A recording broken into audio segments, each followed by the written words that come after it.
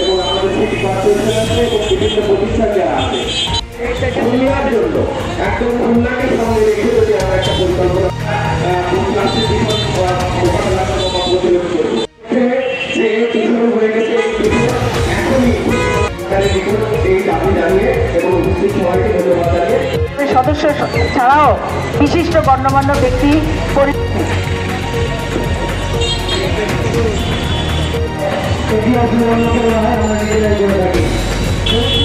এবং রাস্তায় খুলে থাকি অতএব আমরা নিজেদের থেকে নিজেদের জায়গা থেকে যদি পরিবর্তন হয় তাহলে এই ভেতর থেকে আমরা নিজেদের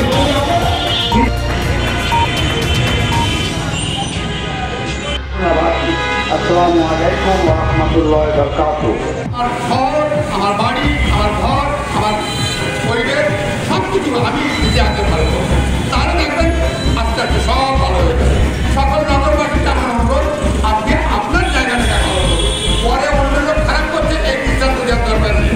আগে আমি ভালো হই, সব ভালো হবে। আপনার আজকে আমরা সকলে জানি মানব সম্পদ মানে সরকারের প্রচার আলোকনীতি মানে সরকারের প্রস্তাব সৃষ্টি করা। আমরা এই মানব সম্পদে জানিয়েছি সরকারের প্রস্তাব সৃষ্টি করলে এই কারণে যে পরিবেশ সম্মত এবং স্বাস্থ্যসম্মত কর্মকাণ্ড যাতে বন্ধ হয় সেই ব্যাপারে সরকারের মনের দাবি, সরকারের অন্যান্য অবস্থান যাতে থাকে সেই ব্যাপারে আরো সতর্ক হাত করুন। আর দাবি নিয়ে আহ্বান নিয়ে এখানে এসেছি।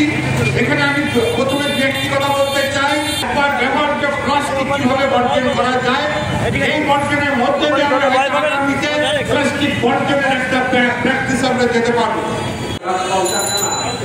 এইগুলো করেছে আমাদের প্রয়োজনে ঠিক আছে, কিন্তু করতে করতে এত অবিবেচ হয়ে গেছি, এত নির্দয় হয়ে গেছি, আমরা ভাবছি না সেই সব প্লাস্টিক রাখা উচিত, পরিবেশ